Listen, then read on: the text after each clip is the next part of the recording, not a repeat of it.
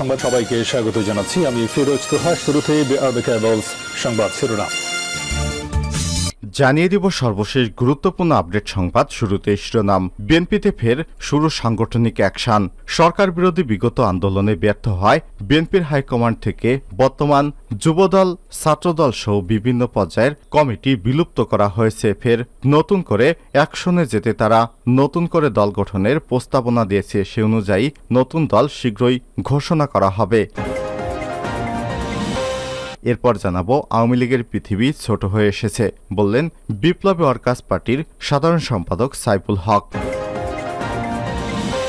এদিকে ফের দিল্লি যাচ্ছেন প্রধানমন্ত্রী শেখ হাসিনা। জানাবো, ক্ষমতা চিরস্থায়ী করতে সরকার আজিজ এবং বেনজিরদের তৈরি করেছে, অভিযোগ করলেন দুলু। জানাবো, তারেকের ধমকে মির্জা ফখরুল সংসদে যায়নি বলে অভিযোগ করেছেন আওয়ামী লীগের সাধারণ সম্পাদক এবং সড়ক পরিবহন ও সেতুমন্ত্রী ওবায়দুল কাদের। এবং সর্বশেষ জানিয়ে দেব, আরও খেপেছে ইরান, আমেরিকার সামনে মহাবিপদ। আঞ্চলিক পরাশক্তি ইরান যেন কোনোভাবেই পরমাণু অস্ত্রের অধিকারী না হতে পারে, সেজন্য নিজেদের সবটুকু সামর্থ্য ব্যয় করেছে যুক্তরাষ্ট্র এবং তার মিত্ররা। কিন্তু পশ্চিমাদের চাপ যতই বাড়ছে ততই ভয়ঙ্কর হয়ে উঠেছে ইরান। ইরানের পরমাণু অস্ত্রের অধিকারী হলেও সবচেয়ে বেশি বিপদে পড়বে ইসরায়েল। ফলে মধ্যপ্রাচ্যের স্থিতিশীলতা রক্ষায় ইরানকে আরও বেশি চাপ দিচ্ছে যুক্তরাষ্ট্র। অন্যদিকে বেশি চাপে পাগলা ঘোড়ার মতো ক্ষেপে উঠেছে ইরান। এ কারণে ইরানের ভয়ে যুক্তরাষ্ট্রের বিপদের পর আবার বিপদ। প্রিয় দর্শক, এতক্ষণ শুনছিলেন সংবাদ শিরোনাম, এবারে বিস্তারিত। তবে তার আগে বন্ধুরা, আপনি কোন স্থান থেকে আমাদের সংবাদটি দেখছেন কমেন্ট করে জানিয়ে দিন এই সংবাদ সম্পর্কে আপনার মূল্যবান মতামত। প্রিয় দর্শক, আপনি যদি আমাদের চ্যানেলে নতুন হয়ে থাকেন, ভিডিওটি দেখতে দেখতে চ্যানেলটি সাবস্ক্রাইব করে রাখুন, যাতে করে আমাদের লেটেস্ট আপডেট সংবাদগুলো সবার আগে আপনার কাছে পৌঁছে যায়। এবারে বিস্তারিত। বিএনপিতে ফের শুরু সাংগঠনিক অ্যাকশন। সরকার বিরোধী বিগত আন্দোলনে ব্যর্থতায় ঢাকাসহ 4 মহানগর বিএনপি এবং কেন্দ্রীয় যুবদলের কমিটি বিলুপ্ত করা হয়েছে। এর মধ্য দিয়ে ফের সাংগঠনিক অ্যাকশন শুরু করেছে দলটি। আগামীর আন্দোলনকে সামনে রেখে তরুণ নির্ভর নেতৃত্বে দলের গুরুত্বপূর্ণ এসব সংগঠন সাজাবে বিএনপি। ঈদের ঠিক আগে কমিটি ভেঙে দেওয়ার ধারণা করা হচ্ছে।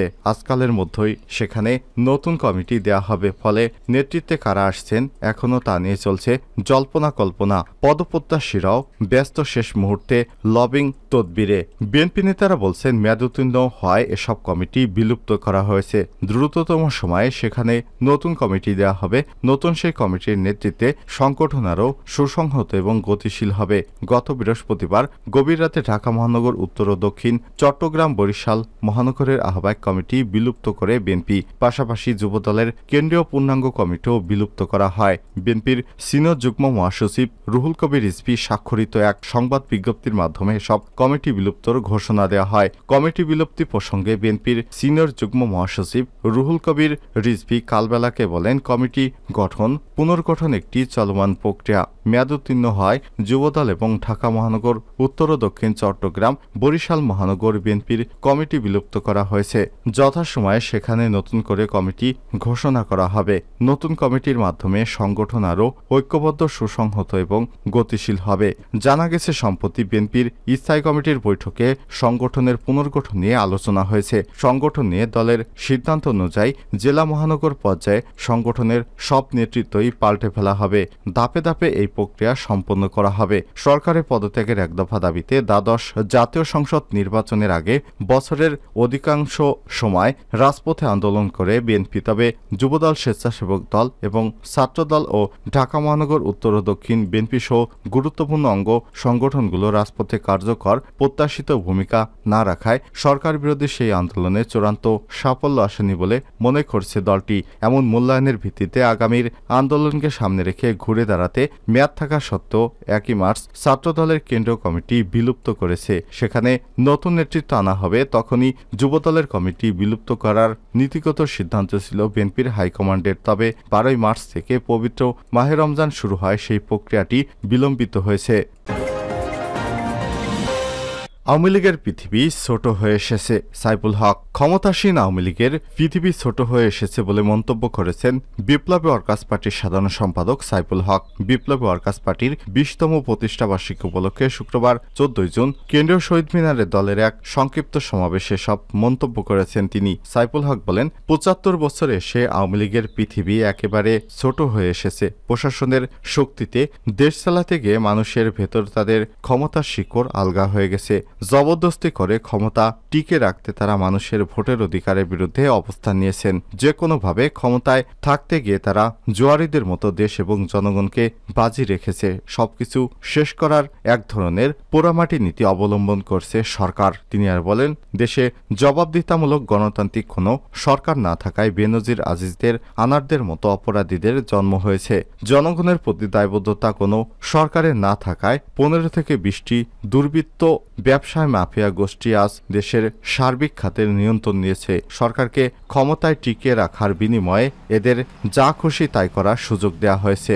সরকারের সাথে এদের অশুভ আতাত দেশকে ক্রম অকার্যকরী করে তুলেছে, নৈরাজ্যের বিস্তার ঘটাচ্ছে। এই অবস্থা থেকে বেরিয়ে আসতে অবিলম্বে বিরোধী দলসমূহের মধ্যে আরও কার্যকর ঐক্য এবং সমগ্র গণতান্ত্রিক আন্দোলন পুনর্গঠনের আহ্বান জানান সাইফুল হক। এ সময় তিনি বলেন, দেশের মানুষের অধিকার মুক্তি অর্জনে বিপ্লবী ওয়ার্কার্স পার্টি জনগণের ভালোবাসায় আগামী দিনগুলোতে আপসহীন ধারায় তার সংগ্রাম অব্যাহত রাখবে।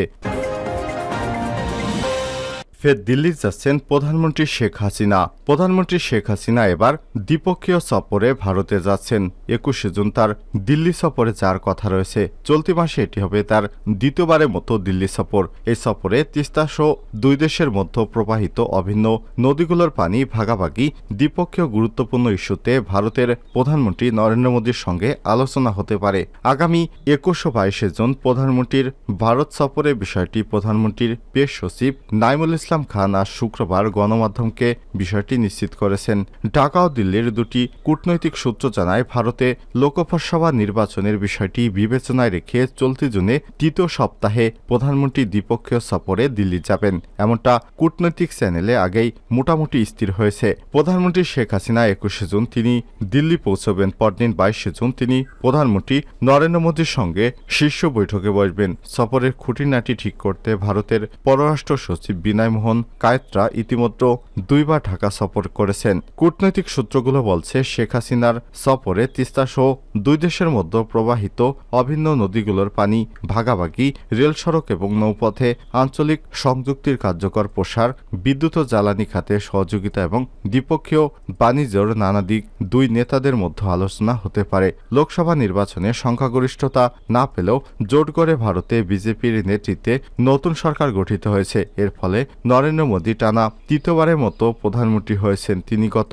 9 জুন শপথ নেন। শপথ অনুষ্ঠানে যোগ দিতে এর আগে 8 জুন দিল্লি যান প্রধানমন্ত্রী শেখ হাসিনা। মোদীর শপথ গ্রহণের পর দুই নেতার মধ্যে সংক্ষিপ্ত বৈঠক হয় এবং উভয় নেতাই পরস্পরকে নিজ দেশে সফরের আমন্ত্রণ জানান।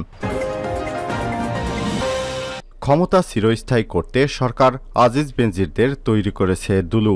বিএনপির কেন্দ্রীয় সাংগঠনিক সম্পাদক অ্যাডভোকেট রুহুল কুদ্দুস তালুকদার দুলু বলেছেন, সরকার একদলীয় শাসন এবং দখলদারিত্ব পাকাপোক্ত করতে বেনজির আজিজদের তৈরি করেছে। তারা যে জনগণের উপর দমনপীড়ন চালিয়ে যাচ্ছে তা তো সর্বজন স্বীকৃত।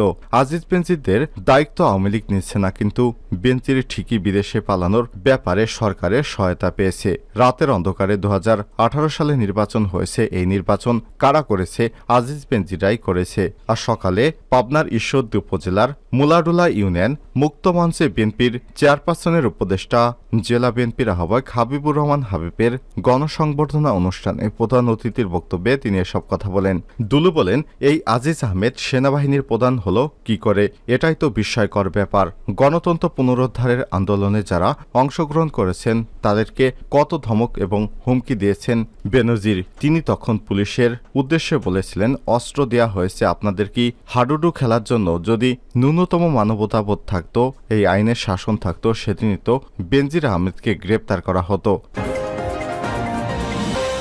তারেকের ধমকে মির্জা ফখরুল সংসদে যায়নি। কাদের? তারেক রহমানের এক ধমকে মির্জা ফখরুল ইসলাম আলমগীর সংসদে যায়নি বলে মন্তব্য করেছেন আওয়ামী লীগের সাধারণ সম্পাদক এবং সড়ক পরিবহন ও সেতুমন্ত্রী ওবায়দুল কাদের। শুক্রবার 14 জুন রাজধানীর ধানমন্ডিতে আওয়ামী লীগ সভাপতি রাজনৈতিক কার্যালয়ে এক সংবাদ সম্মেলনে তিনি এসব কথা বলেন। ওবায়দুল কাদের বলেন, তারেক রহমানের এক ধমকে মির্জা ফখরুল সংসদে যায়নি। মির্জা ফখরুল নিজেই স্বাধীন নন। তারেক রহমানের নির্দেশ না মেনে তিনি যদি বিএনপি নির্বাচনে আসত তবে গতবারের মতো এবার তাদের আর অত খরা হতো না। এ সময় তিনি বলেন, তারেক রহমানকে নতুন করে শাস্তি নয়, সাজাপ্রাপ্ত আসামি হিসেবে তাকে দেশে ফিরে এনে তার সাজা কার্যকর করা হবে। ওবায়দুল কাদের আরো বলেন, বিএনপির টপ টু বটম দুর্নীতিবাজ। এখন দুর্নীতিবাজেরা দুর্নীতি নিয়ে কথা বলেন। তারেক রহমানকে এখন সাদা মানুষ সাজানোর চেষ্টা করছে বিএনপি। তারেককে সাদা মানুষ বানানোর জন্য গণতন্ত্র থেকে দুর্নীতি সংক্রান্ত দুর্নীতিবাজ ৭ ধারা বাতিল করেছে বিএনপি। বিএনপির দেশের গণতন্ত্রকে গিলে খেয়েছিল। এখন অবস্থা দাঁড়িয়েছে যে নির্বাচনে ক্ষমতায় যার নিশ্চয়তা যারা দিতে পারবে সেই সরকারি বিএনপির কাছে বন্ধু।